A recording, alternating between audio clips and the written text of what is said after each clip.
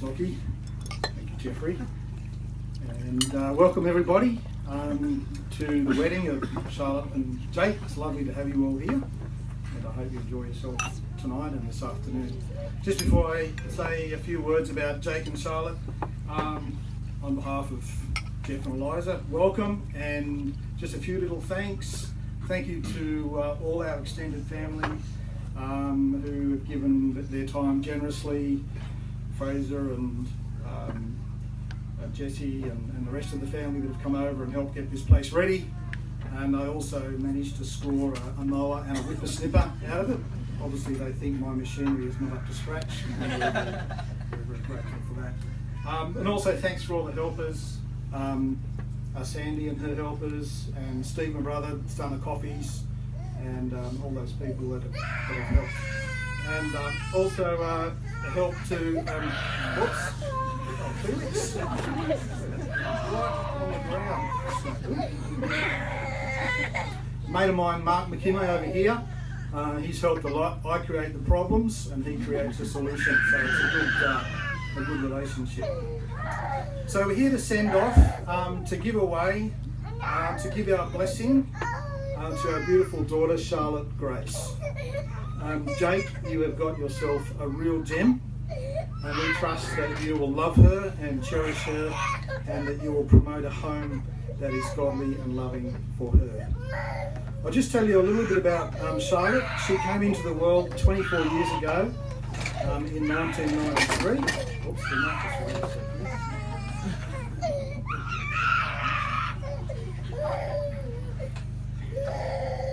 And she came into the world after her siblings Zach and Amy.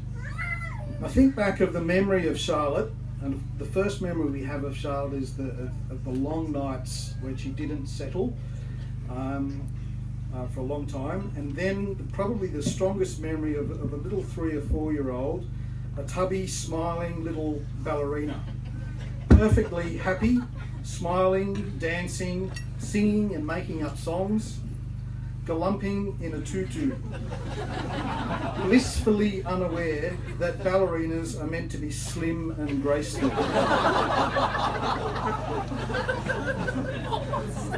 Somewhere through the years, our beautiful galumping ballerina became the organiser, the level-headed one, and the generous spirit.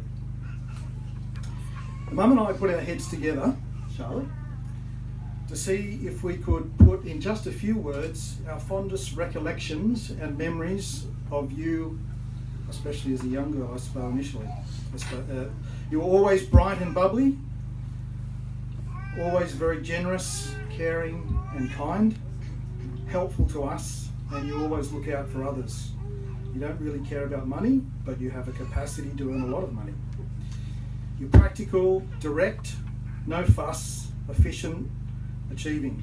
And probably one of the strongest memories is if you ask any of our family members to do a Charlotte, they'll go like this. That's called, in our family, doing a Charlotte. And what it means is, everybody, listen to me. I have something to say. Everybody, we need to get organised. Somebody said before, bossy was one of the words that came out, but I didn't say that before. So Jake, when you hear that sound, you know that it's time to learn a little bit of selective hearing. We remember you organising your brothers and sisters to, and at this point I've got a whole lot of dot points, organising your brothers and sisters to be horses and eat oats. And you developed an incredibly loud neigh. Second dot point. You organised your brothers and sisters to be choreographed trapeze artists on the front yard swing.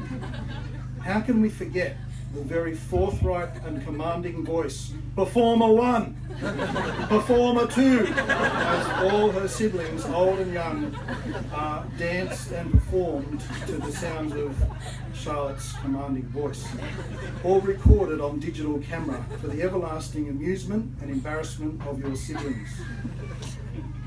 Dot point number 3, organised your brothers and sisters to be waiters and waitresses to serve you food. Dot point number 4, organised your brothers and sisters to be restaurant diners in a child's impression of what was posh. Obviously that was lacking in the Carroll family. Which means you have to speak in a loud voice and be demanding and wear a beret on the side of your head, all recorded on digital camera. And I think this organising ability is a trait that you've inherited from your mother.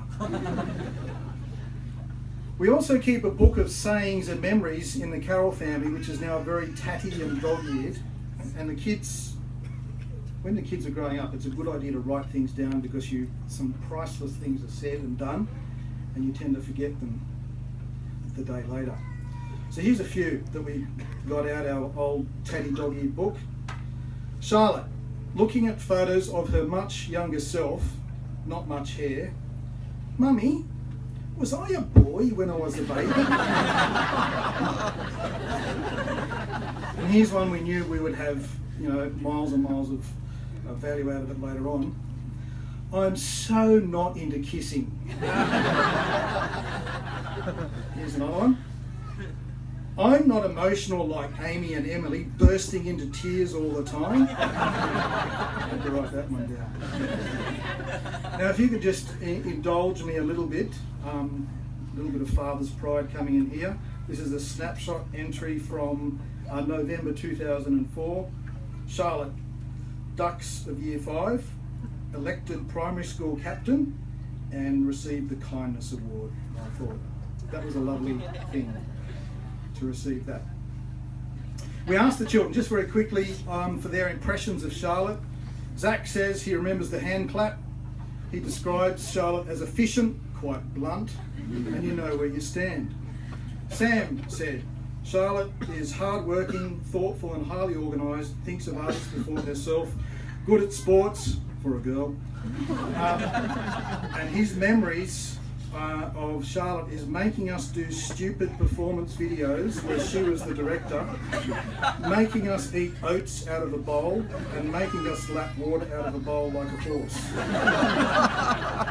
Amy said when she remembers Charlotte, consistent and dependable, kind, different to me and a good sister. Emily remembers all the days that Charlotte took us on adventures, creating games, making rules for us, then sitting down and directing us and giving us snacks if we were good. I should seem to remember that when you talk to Michael and Lisa, it was Mandy that was always the boss. Is that true? I think so, yes. Third child syndrome, I think. Emily always said, Charlotte, she remembers as level-headed, stands up for what she believes, generous, is a consistent theme which comes out about our Charlotte. Emily always remembers karate fights in the bedroom and Mum coming in and saying, stop fighting.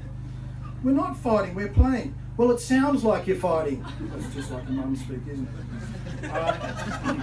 And Sally remembers Charlotte as generous and kind in her own no-fuss, brisk way. And I asked Jesse, I said, how do you remember, for those that have come later, how do you remember Charlotte? And he said, oats. I forgot to ask Fraser actually, I have to ask you later. Sarah said, friendly, diligent and looks out for others. So we also welcome Jake into the family, and as Charlotte has already been warmly welcomed into the York family,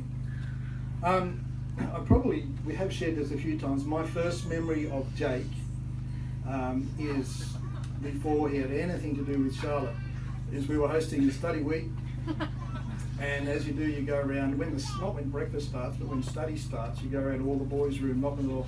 Well, boys, make sure you're up. Studies, Mark, can you put some more petrol in? I create the problem. It's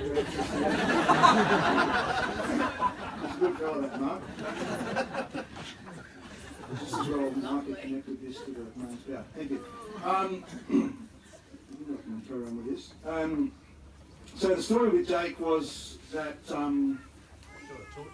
I think I'm right. Yeah, actually, I'll be fairly brief.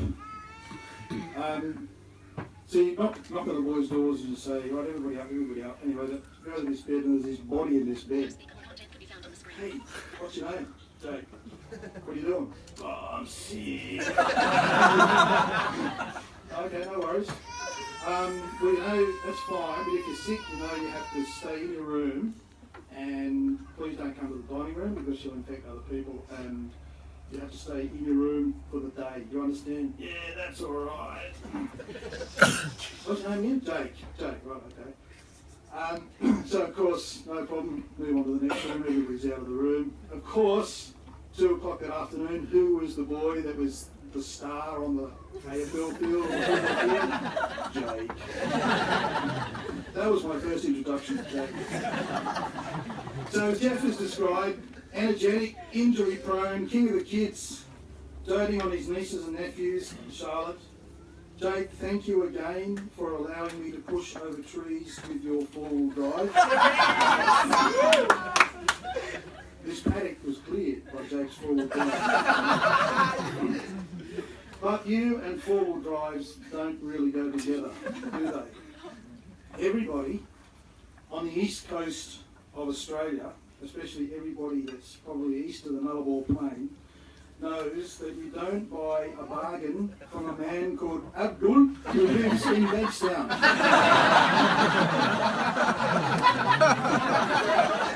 Everyone knows that, even South Australians. And when you see the car, and some panels are kind of white, and other panels are very white, and you can't find a compliance plate, you don't buy the car. And then you ask your father to drive back to the other side of Australia. At least he did get to Mildura till the motor blew up.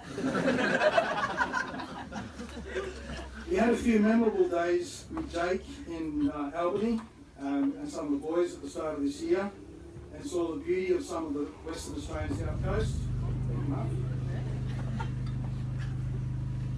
And we saw you go into some surf that I thought only crazy people would go into, and you came out laughing. Jesse came out bedraggled. Then again, he always looks bedraggled.